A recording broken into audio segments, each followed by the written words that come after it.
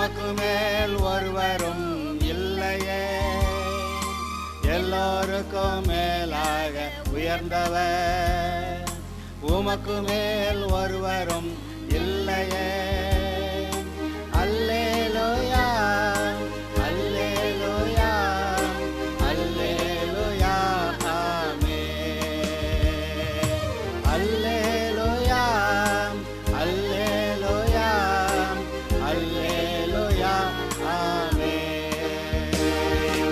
ஒருவரால் சிருஷ்டிக்கப்படாமலே தாமாக என்றென்றும் இருப்பவர்.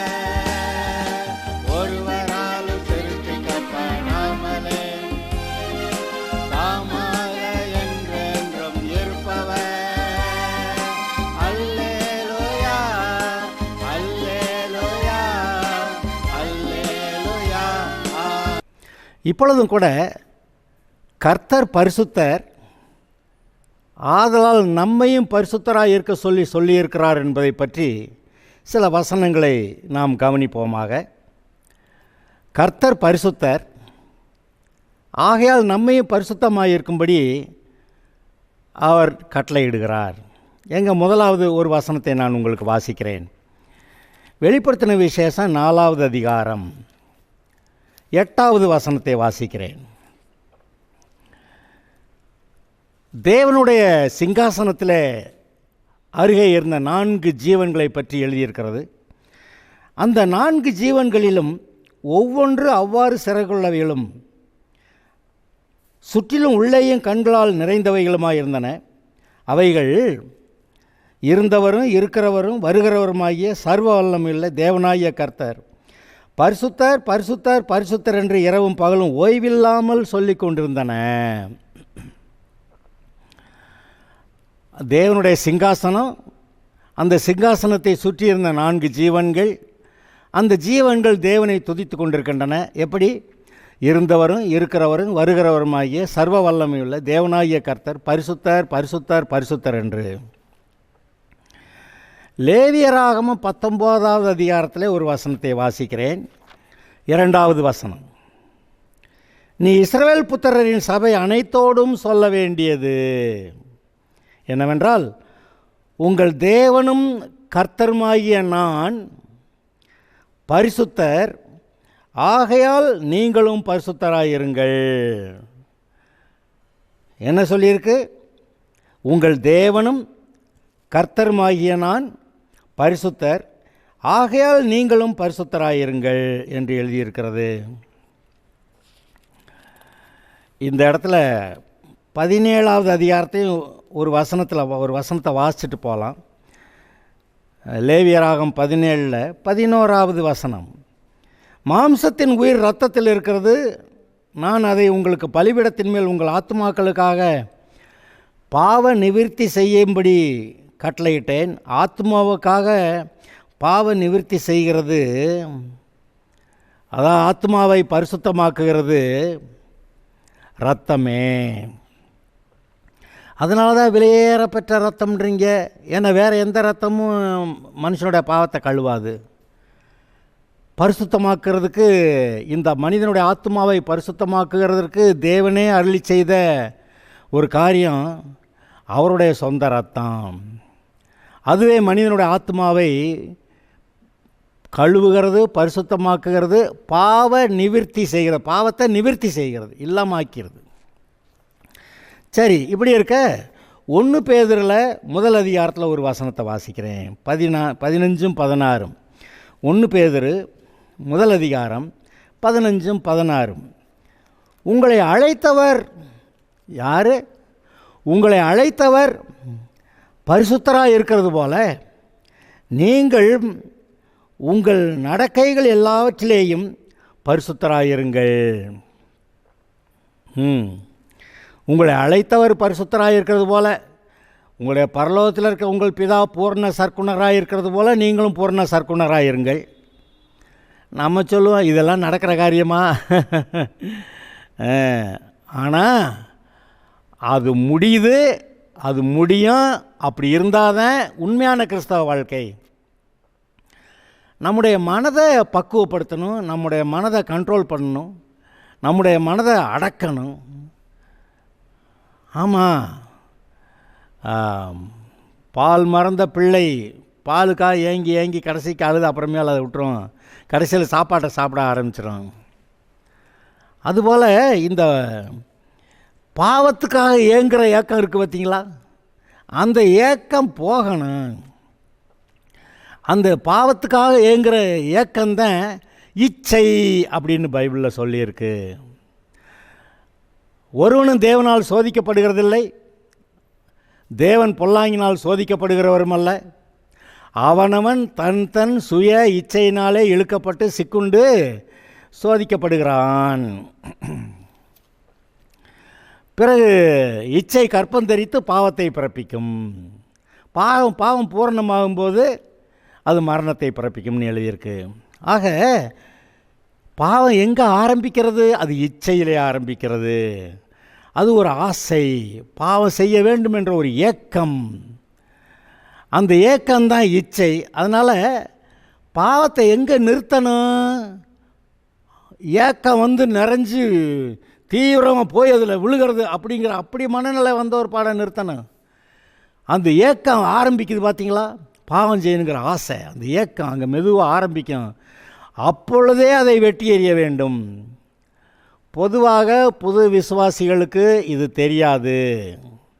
அது ஒன்றும் தப்பு இல்லை, இது தப்பு இல்லைன்னு போய் செஞ்சு பின்னாடி குற்ற மனசாட்சி வந்துடும், பரிசுத்தாவியனுடைய அபிஷேகம் போயிடும், இருதயம் வெறுமையாயிரும், பலனற்றதாயிரும், ஒன்றுமில்லை எம்டியாக இருக்கிறதுனால கர்த்தாவே எனக்கு மன்னிக்கணும் மறுபடி போய் ஜெபம் பண்ணுறது வருது.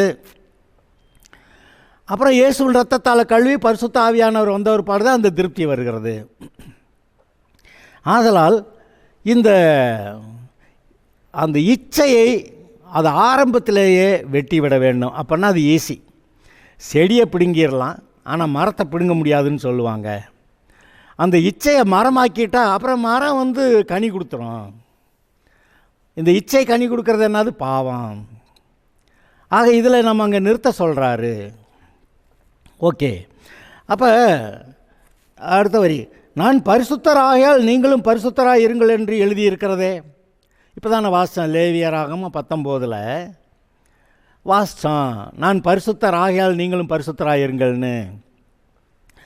அதை இங்கே பேதுரு எடுத்து சொல்கிறாரு. பேதுரு நாம் பரிசுத்தமாக இருக்கணுங்கிறத பற்றி பேசுகிறாருன்னா காரணம் இல்லாமல் இல்லை. அவர் பின்னாடி சொல்கிறாரு, நீங்கள் இந்த உலகத்தினால் கரைபடாதபடிக்கு உங்களை பரிசுத்தமாக்கினாரே, அழிவுள்ள வித்தினாலே அல்ல என்றென்றைக்கும் நிற்கிறதும் ஜீவனுள்ளதுமாகிய தேவ வசனமாகிய அழிவில்லாத வித்தினாலே மறுபடியும் ஜெனிப்பிக்கப்பட்டிருக்கிறீர்களே. அந்த ரட்சிப்பு, சிலுவையை பற்றிய உபதேசம், அந்த வசனத்தினாலே நீங்கள் ரட்சிக்கப்பட்டிருக்கிறீர்களே. அப்புறம் இன்னொரு வசனத்தை வாசிக்கிறேன், 19வது வசனம், 1 பேதுரு 1:19, குற்றமில்லாத மாசற்ற ஆட்டுக்குட்டியாகிய கிறிஸ்துவின் விலையேறப்பெற்ற இரத்தத்தினாலே மீட்கப்பட்டிருக்கிறீர்கள் என்று அறிந்திருக்கிறீர்களே. அப்போ ரத்தத்தினால் மீட்கப்பட்டிருக்கிறோம், ரத்தத்தினால் கழுவப்பட்டிருக்கிறோம். அங்கே 23வது வசனத்தில் தேவ வசனமாகிய அழிவில்லாத வித்தினால் மறுபடியும் ஜெனிப்பிக்கப்பட்டிருக்கிறோம். பாருங்கள், பரிசுத்த ஆவியும் வர்றாரு, இங்கே கர்த்தருடைய வசனமும் வருது. ஆக ரத்தத்தினால் கழுவப்படுறதை பற்றி பேசியிருக்கிறேன். இந்த வசனத்தினால் இனி பாவம் செய்யாதபடிக்கு நாம் தடுக்கப்படுகிறோம்னு சொல்லியிருக்கிறேன். அப்புறம் ஏசாயா 4வது அதிகாரத்தில் பரிசுத்த சுட்டரிப்பின் ஆவியினாலே அந்த எருசலேமின் குமாரத்திகளை அவர் சுத்திகரித்தார்னு வாசிச்சிருக்கோம். ஆக இந்த மூன்றும் நம்முடைய வாழ்க்கையிலும் செயல்படுகிறது. நாம் ஏதோ பாவம் பண்ணி தொலைச்சிட்டோம்னா என்ன பண்ணுறோம்? அப்புறம் கர்த்தர்ட்ட மண்டி போட்டு மன்னியும் ஆண்டவரே அப்படின்னு சொல்லி அவருக்கு சமாதானம் வர வரைக்கும் நாம் கர்த்தர்ட்ட மண்டி போட்டு ஜெபம் பண்ணிக்கிட்டு இருக்கிறோம். சில சமயத்தில் ஒரு ஜெபம் பண்ணோடனே அந்த மனம் திரும்பின உடனேயே கர்த்தர் மன்னிச்சிடுவார். சில சமயத்தில் 2வது தடவை 3வது தடவை செஞ்சோம்னா கொஞ்சம் மண்டி போட்டு ஜெபம் பண்ணணும். அப்புறம் கொஞ்ச நாள் கழிச்சு மறுபடியும் அந்த பாவத்தில் விழுந்து அப்புறம் ஒரு வாரம் 10 நாளைக்கு ஜெபம் பண்ணி ஒரு உபவாசம் போட்டு அப்படி தான் அந்த மனசு சமாதானமாகும். அது எப்போ சமாதானமாகுது? கர்த்தருடைய இருதயம் எப்போ சமாதானமாகுதோ அப்போ நம்முடைய இருதயமும் சமாதானமாகுது. அப்போ நம்ம சேட்டை பண்ணிக்கிட்டே இருந்தாக்கா அவருடைய இருதயத்துலேயும் சமாதானம் இல்லை, நம்முடைய இருதயத்துலேயும் சமாதானம் இல்லை. நம்ம எதாவது சேட்டை பண்ணி அந்த நம்ம சமாதானத்தை இழந்துருவோம். அப்புறம் மண்டி போட்டு கெஞ்சி மன்றாடி உபவாசம் பண்ணி ராம் முழுவதும் விழித்திருந்து அதையெல்லாம் மனம் திரும்புவதோட அவரும் சரி மனம் திரும்பிட்டா மன்னிக்கிறேன்றார். ஆனால் அதோடு சேர்ந்து ஒரு சிக்ஷை வருகிறது. ஆரம்பத்தில் ஒரு தப்பு பண்ணிட்டோம்னா ஐயோ ஆண்டு மனம் திரும்பினா மன்னிப்பு சுலபமாக கிடைக்குது. ஆனால் அடிக்கடி அதில் போய் விழுந்தோமான சிக்ஷை, நீங்கள் சிக்ஷை உங்களுக்கு வரலைன்னா நீங்கள் அந்த பாவத்தை விட்டு மனம் திரும்ப முடியாமல் போயிடும். அதனால் சிக்ஷையை கொண்டு வருகிறார். சிக்ஷைன்னா நம்ம கரெக்ஷனுக்காக நமக்கு பெற்றோர் அடிக்கிற அடி, பெற்றோர் அடிக்கிற அடிக்கும் நம்முடைய எதிரி அடிக்கிற அடிக்கும் வித்தியாசம் இருக்கிறது. எதிரி அடிக்கும்போது நம்மை கொல்ல வேண்டும் என்று நினைக்கிறான், பிசாசு நம்மை அடிக்கும்போது நம்மை கொல்ல வேண்டும் என்று நினைக்கிறான். ஆனால் கர்த்தரை அடிக்கிற அடிகள், சிநேகிதனுடைய அடிகள், அது நம்மை சரி பண்ணுகிறது. இன்றைக்கு கர்த்தரை அடிக்கிற அடிகள் அது வந்து சிக்ஷை, அது கரெக்ஷன். அந்த தேவையான அடி போட்ட ஒரு பாடு தான் நமக்கும் மனம் திரும்ப முடியுது. ஆதலால் அருமையானவர்களே, இந்த இருதயத்தை காத்து கொள்ளுகிறது. இப்போ நம்ம பார்த்தோம், அவர் பரிசுத்தர் பரிசுத்தர் பரிசுத்தர் என்று துதிக்கப்படுகிறார். நாம் இந்த உலகத்தில் பாவத்தில் கிடந்தோம், அதை அப்படியே நம்ம பரலோகத்துக்கு வர முடியாது. நம்மளை கழுவணும், பரிசுத்தமாக்கணும். சாக்கடையில் விழுந்து கிடக்கிற பிள்ளைய அப்படியே தூக்கி கொண்டு வந்து நடு வீட்டில் வச்சுருவோமா? அதை சாக்கடையில் தூக்கிட்டு வந்துடுவோம், அப்புறம் அதை கழுவுவோம். எண்ணெல்லாம் போட்டு கழுவணுமா, எல்லாம் கழுவி சென்டெல்லாம் போட்டு பவுடரை போட்டு நல்லா கொண்டு வந்து சுத்தமாக வீட்டுக்குள்ளே நம்ம வைக்கிறது போல் கர்த்தரும் சேத்துக்குள்ளே விழுந்துட்டா அப்புறம் கழுவாமல் நம்மளை பரிசுத்தப்படுத்தாமல் அவருடைய வீட்டுக்குள்ளே கொண்டு போக மாட்டார். அப்படியானா கழுவுகிறது இயேசுவின் ரத்தத்தால் கழுவுறது. அப்புறம் சில இடத்துல அது நல்லா ஒட்டிக்கிட்டு இருக்கும், அந்த அழுக்கு கரை படிஞ்ச மாதிரி இருக்கும்.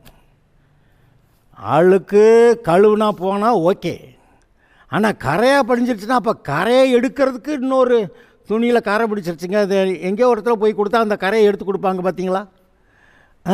அப்போ அந்த கரையை எடுக்கிறதுக்கு ஒரு வினோதமான ஒரு வேலை இன்னொன்று செய்ய வேண்டியிருக்கு. அதை தான் நான் சொன்னேன், ஏசாயா 4 சுட்டெரிப்பின் ஆவி உங்களை உபத்திரவத்தின் குகையிலே தெரிந்து கொண்டேன் அப்படின்னு அவர் சொல்கிறாருன்னா, நீங்கள் உபத்திரவம் உங்களுடைய வாழ்க்கையில் அநேக உபத்திரவங்கள் செஞ்ச பாவத்து நிமித்த உபத்திரவங்கள் வரும்போது தான் நீங்கள் இந்த பாவம் வேண்டாம், இந்த பாவத்தினால் கிடைச்ச சந்தோஷத்தை காட்டிலும் அதனால் வந்த உபத்திரவங்கள் பயங்கரமாக இருக்குது, இனிமேல் அந்த பாவ சந்தோஷமும் வேண்டாம், இந்த உபத்திரவமும் வேண்டாம் அப்படின்னு சொல்லிவிட்டு, கர்த்தாவே நான் ஒழுங்காக இருக்கேன், உமக்கு உண்மையாக இருக்கிறேன் என்று சொல்லி நம்ம கர்த்தர்கிட்ட நம்மளை ஒப்படைக்கிறோம் பார்த்தீங்களா? அது ஒரு பெரிய ப்ராசஸ்ங்க. ஓகே, அதனால தான் அந்த எபிரேயர் 12வது அதிகாரத்தில் அந்த சிக்ஷையை பற்றி முதல்ல 10-15 வசனம் வாசிச்சிங்கன்னா சிக்ஷையை பற்றி அழகாக எழுதியிருக்கு. அதை புரிந்து கொள்ளாமே வாசிச்சுட்டு போகக்கூடாது. புரிந்து கொண்டால் அதனால் வரக்கூடிய தண்டனை அது நீதியாகிய சமாதான பலனை தரும் என்று எழுதியிருக்கிறது. நீதியாகிய சமாதான பலனை தருமா? அது அடி வாங்கிட்டு அப்புறமேல் நம்ம மனம் திரும்புகிறோம் பார்த்தீங்களா? மனம் திரும்பின பிறகு இயேசுவின் ரத்தம் நம்மை கழுவுகிறது, பரிசுத்த ஆவியானவர் நம்மை நிரப்புகிறார். அப்பொழுது நீதியாகிய சமாதான பலனை தருகிறது. ஆமாம், அந்த நீதியாகிய சமாதான பலன் நமக்கு வேணுங்க. துன்மார்க்கருக்கு சமாதானம் இல்லைன்னு கர்த்தர் சொல்லியிருக்கிறாரு. நமக்கு வேணும்ல, நீதி சமாதான பலன் வேணும்ல. நான் இங்கே ஒரு வசனத்தை வாசிக்கிறேன்.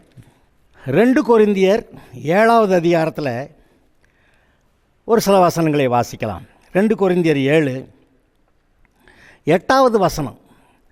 ஆதலால் நான் நிரூபத்தினாலே உங்களை துக்கப்படுத்தியிருந்தும் அந்த நிருபம் கொஞ்ச பொழுதாயிலும் உங்களை துக்கப்படுத்தினதென்று கண்டு அதனால் நானும் மனஸ்தாபப்பட்டிருந்தும் இப்பொழுது மனஸ்தாபப்படுகிறதில்லை. பவுல் கொரிந்து சபைக்கு எழுதுகிறார். நீங்கள் அப்படியெல்லாம் செஞ்சீங்களா, அப்படி செஞ்சீங்களா, கர்த்தர் அடிப்பார், அப்படியெல்லாம் என்னமோ சொல்லி ஒழுங்காக மனம் திரும்புங்க சொல்கிறார். பவுல் இப்படி எழுதினோடனே அங்கே இருந்த ஆட்களுக்கு, அந்த பாவம் செஞ்சவங்களுக்கெல்லாம் வருத்தமாக இருக்கும்ல, நம்மளை போட்டு இப்படியெல்லாம் எழுதிவிட்டாங்க அப்படின்னு. அந்த வருத்தப்பட்டு அந்த வருத்தத்தினால மனம் திரும்பினாங்களாம். அப்போ பாவம் செஞ்சதுனால பவுல் எழுதுகிறாரு. இப்போ அவங்க மனம் திரும்புகிறாங்க. மனம் திரும்பிட்டு ரொம்ப வருத்தம், இப்படி ஆகிப்போச்சு அப்படின்னு. அப்படி மனஸ்தாபப்பட்டீங்க, எனக்கு கூட வருத்தம் தான், ஆனால் இப்போ நான் மனஸ்தாபப்படலை அப்படின்னு பவுல் எழுதுகிறாரு. என்னன்னு கேட்டால், இப்பொழுது சந்தோஷப்படுகிறேன், நீங்கள் துக்கப்பட்டதற்காக அல்ல, மனம் திரும்புவதற்கு ஏதுவான துக்கப்பட்டதற்காகவே சந்தோஷப்படுகிறேன். இங்கே பாருங்க,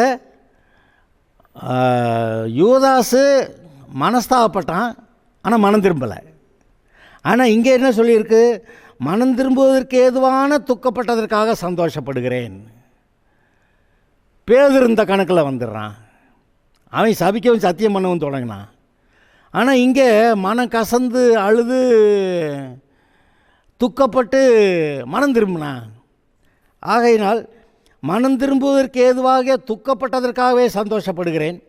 நீங்கள் ஒன்றிலும் எங்களால் நஷ்டப்படாதபடிக்கு தேவனுக்கேற்ற துக்கம் அடைந்தீர்களே. என்ன துக்கம்? தேவனுக்கேற்ற துக்கம். தேவனுக்கேற்ற துக்கம் பின்பு மனஸ்தாபப்படுவதற்கு இடமில்லாமல் ரட்சிப்புக்கு ஏதுவான மனம் திரும்புதலை உண்டாக்குகிறது. பாவம் செஞ்சதுனால மனஸ்தாபம், அது தேவனுக்கு ஏதுவான துக்கம்னு சொல்லியிருக்கு. இது என்ன செய்தான்? மனம் திரும்புதலை உண்டாக்குகிறது. ஆனால் லௌகீக துக்கமோ மரணத்தை உண்டாக்குகிறது. பாருங்கள், நீங்கள் தேவனுக்கேற்ற துக்கம் அடைந்தது உண்டே, அது உங்களிடத்தில் எவ்வளவு ஜாக்கிரதையாயும் குற்றந்தீர எவ்வளவு நியாயம் சொல்லுதலையும் எவ்வளவு வெறுப்பையும் எவ்வளவு பயத்தையும் எவ்வளவு ஆவலையும் எவ்வளவு பக்தி வைராக்கியத்தையும் எவ்வளவு கண்டிப்பையும் உண்டாக்கிற்று. இந்த காரியத்தில் நீங்கள் எல்லா விதத்திலும் உங்களை சுத்தவான்கள் என்று விளங்க பண்ணினீர்கள். ஏன்னா மனம் திரும்பினதுனால நீங்கள் சுத்தவான்கள் என்று விளங்க பண்ணினீர்கள். என்னையா பிரச்சனைன்னு பார்த்தா, அந்த கொரிந்து சபையில் ஒரு விசுவாசி, அவனை பற்றி என்ன எழுதியிருக்கு, 1 கொரிந்தியர் 5 நீங்களும்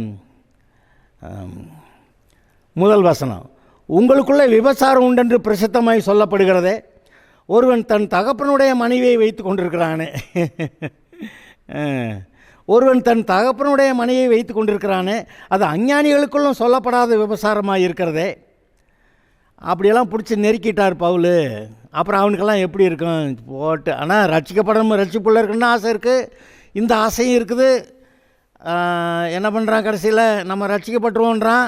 ஆனால் எவ்வளோ வருத்தம், ஐயா இந்த இன்பத்தெல்லாம் விடுறான். அது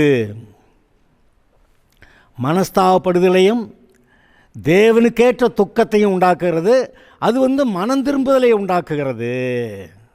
அந்த மனம் திரும்புவதற்கேற்ற துக்கம் பட்டதுனால நான் சந்தோஷப்படுறேன்னு பவுல் சொல்கிறாரு. இதெல்லாம் இங்கே பாருங்க, சும்மா வாசிட்டு போகிறதில்ல, ஒன்றும் இல்லை. இதை நீங்கள்னு சொல்லணும் உடனே உங்களை சொல்கிறவங்க நினைக்காதீங்க. எல்லாருக்குள்ளும் இந்த மாதிரியான கிரியை நடக்கிறது. அந்த பாவத்திலே தொடர்ந்து போக போக அது அதிகமாக உங்களை சிக்க வைத்து விடும். அங்கே போகக்கூடாதுன்னு சொல்கிறப்பே தேங்கினா நல்லது. அப்படியே விழுந்தவன், பாவத்தை செய்கிறாங்கிறத பாவத்தில் விழுந்தவன் உடனே எந்திரிச்சா நல்லது. இங்கே நல்லா இருக்குது, பாவம் என்னமோ நல்லா இருக்குது சொல்லிக்கிட்டே இருந்தாக்கா அப்புறம் திரும்ப எழுந்திருக்கிறது கஷ்டம். பாருங்கள், சிம்சோன் ஒரு தடவை பாவம் செஞ்சவொடனே அவனை கர்த்தர் உணர்த்திக்கிட்டே தான் இருக்கிறாரு. அவன் மனம் திரும்பியிருக்க முடியும். ஆனால் திரும்ப பாவம் செஞ்சு தலையை வழுக்கையாக மழிக்க வரைக்கும் அந்த பாவ இன்பம் அவனை நடத்திட்டு போனதுனால இவன் அதிலே விழுந்து கிடந்து செத்தாலும் பரவாயில்லன்னு நினைக்கிற அளவுக்கு அவனுக்குள்ள அந்த மனசு உண்மையை சொல்லிவிட்டான், ரகசியத்தை சொல்லிவிட்டான்.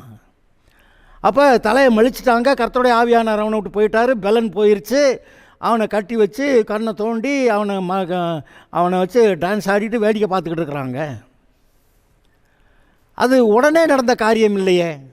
விழுந்துட்டா ஐயோ அப்படின்னு எந்திரிச்சு ஓடி வர்றதை விட்டுட்டு அப்புறம் திரும்ப திரும்ப அதே வேசிக்கிட்ட திரும்பி போனான்னா அப்புறம் என்ன பண்ண வேண்டியிருக்கு? அப்புறம் அக்கினியால் சுட்டரிக்கிறதான் வரணும். அங்கே ஜெயிலில் கிடந்து அக்கினியால் சுட்டரிக்கப்படுறான். கர்த்தருடைய ஆவியானவர் சுட்டரித்துக்கிட்டு இருந்தார். அதனால தான் ஒரு நேரம் மனம் திரும்பினான். மனம் திரும்பின பிறகு ஒரு முறை எனக்கு செவி கொடுக்கணும், ஜெபம் கேளுன்னு சொல்லிட்டு அவங்க பெரிய பண்டிகை கொண்டாடிக்கிட்டு இருக்கிறப்ப 2 தூணை பிடிச்சி தள்ளி விட்டான்னு போட்டிருக்கு. சரி, அவன் மனம் திரும்பினா, தன்னுடைய ரட்சிப்பை காத்துக்கிட்டான், அவன் பரலோகம் போயிருப்பான், அது ரைட்டு. ஆனால் நம்ம என்னத்தை கவனிக்கிறான்? இந்த பாவத்தில் விழுந்துடக்கூடாது. விழுந்து தொலைச்சா எழுந்திரிக்கணும். உடனே விழக்கூடாது, அப்படியே விழுந்து தொலைச்சிட்டா எந்திரிக்கணும். ஆனால் பாவ இன்பத்தை காட்டிக்கிட்டே வர்ற பிசாசு படிப்படியாக உங்களை கூட்டிகிட்டு போவான். நீங்கள் இடம் கொடுத்தீங்கன்னாக்க பின்னாடி ரொம்ப துக்கப்படணும், ரொம்ப கண்ணீர் விடணும். ஆதலால் அருமையானவர்களே சொல்லுகிறேன், உண்மையாக மனம் திரும்பி தன்னை பரிசுத்தத்துக்குள்ளே நம்மை காத்து கொள்ளுவோமாக. இவரை தவிர நன்மை செய்கிற ஒருவரும் பூமியிலே கிடையாது. ஆதலால் கர்த்தரை நம்பி அவரை ஏற்றுக்கொண்டு அவருக்கு பிரியமாக, அதாவது எப்படி எழுதியிருக்குன்னு கேட்டால், மனைவியானவள் புருஷனுக்கு பிரியமாக இருக்கிறதுக்கு என்னெல்லாம் செய்யணும்னு நினச்சி செய்வாளோ அப்படின்னு எழுதியிருக்கா. அதுபோல் நாம் நம்முடைய மணவாளனாகிய இயேசுவுக்கு பிரியமாகன்னு, கற்புள்ள கன்னிகையான்னு அதை நினச்சி அவருக்கு பிரியம். எது பிரியம்? மனைவிகள் புருஷனுக்கு எது சாப்பிட பிரியம்னு நினச்சி அதை செய்கிறாங்க. அதுபோல் நம்முடைய மணவாளனாகிய இயேசுவுக்கு பிரியமாக நாம் என்ன செஞ்சால் சந்தோஷம்னு அதை பார்த்து செய்யும்போது தான் இந்த எங்கேயாவது விழுகிறதெல்லாம் இருக்காது. அவரை நோக்கி பார்த்து பிரகாசம் அடைந்தார்கள்.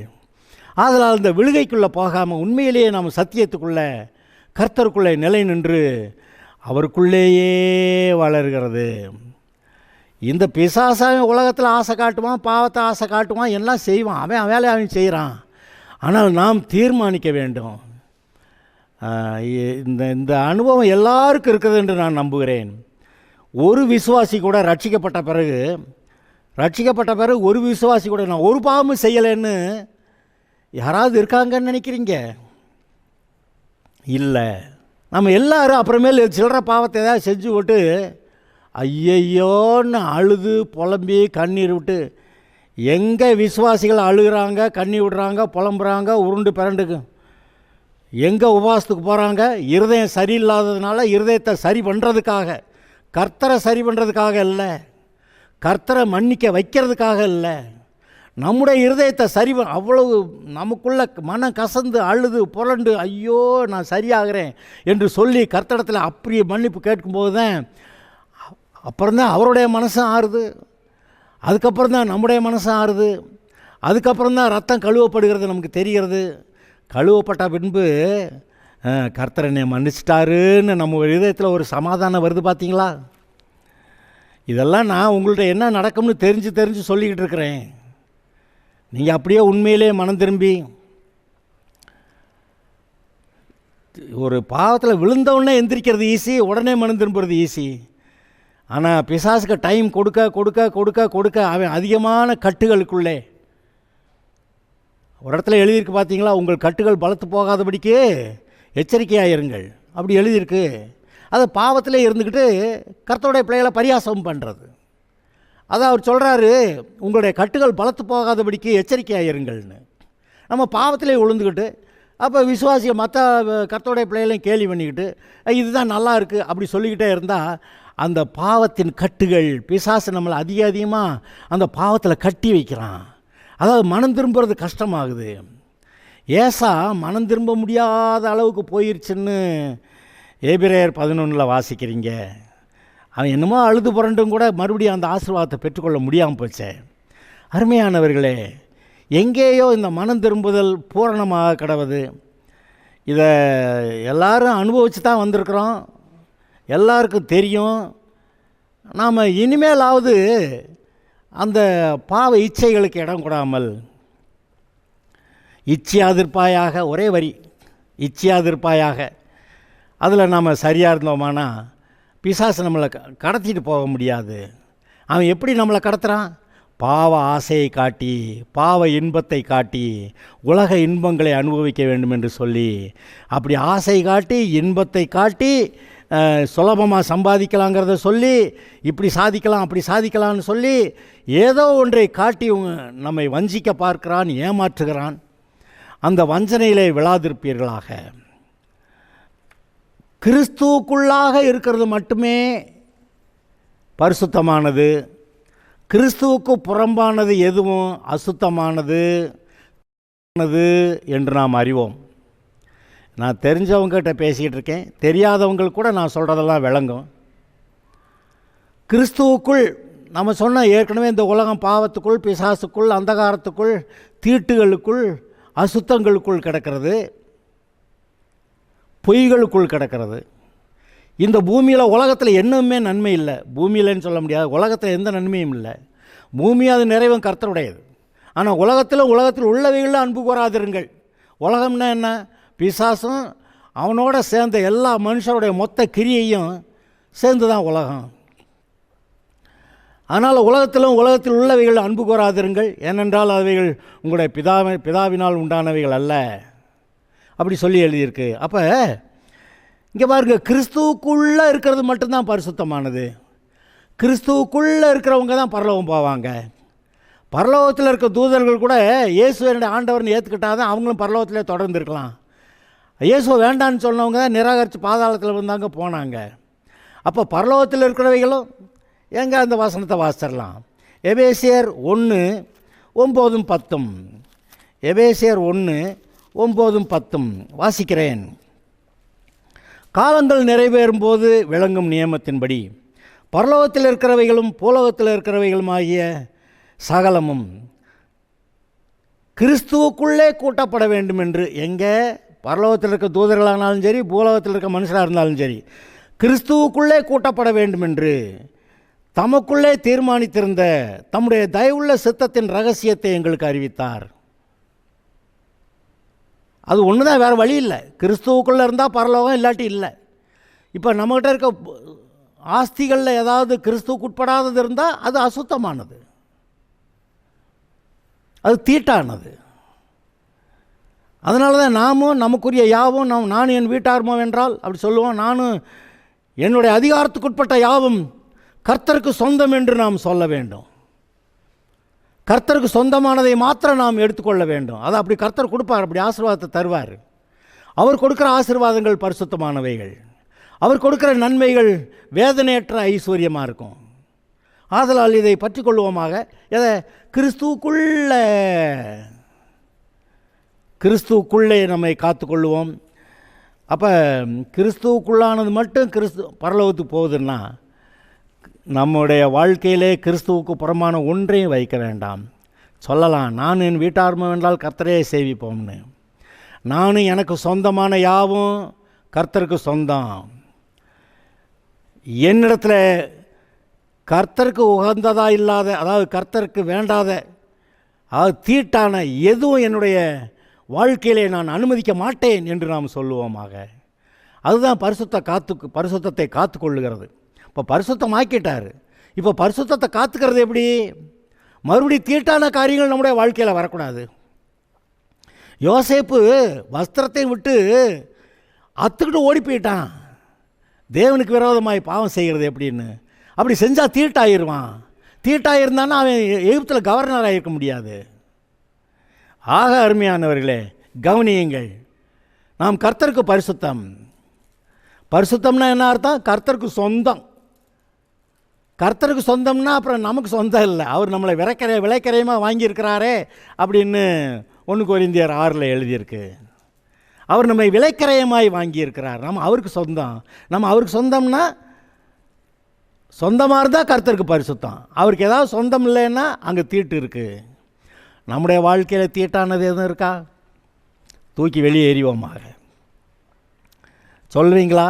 நானும் என் வீட்டாரும் எனக்குரிய யாவும் கர்த்தருக்கு சொந்தம், கர்த்தருக்கு பரிசுத்தம், அப்படி சொல்வீங்களா? நீங்கள் இப்படி செய்யுங்க. உங்களுடைய வாழ்க்கை ஒவ்வொரு நாளும் அதிகமான ஆசீர்வாதத்துக்குள் போகும். நீதிமான்களுடைய பாதை நடுப்பகல் வரைக்கும் அதிகமாய் பிரகாசிக்கிற சூரிய பிரகாசம் போல இருக்கும் என்று அப்படி எழுதியிருக்கிறதல்லவா, அந்த வாசனை நிறைவேறும். சொல்லுவோம் நாம் கர்த்தருக்கு பரிசுத்தம். Hallelujah. Okay, God bless you.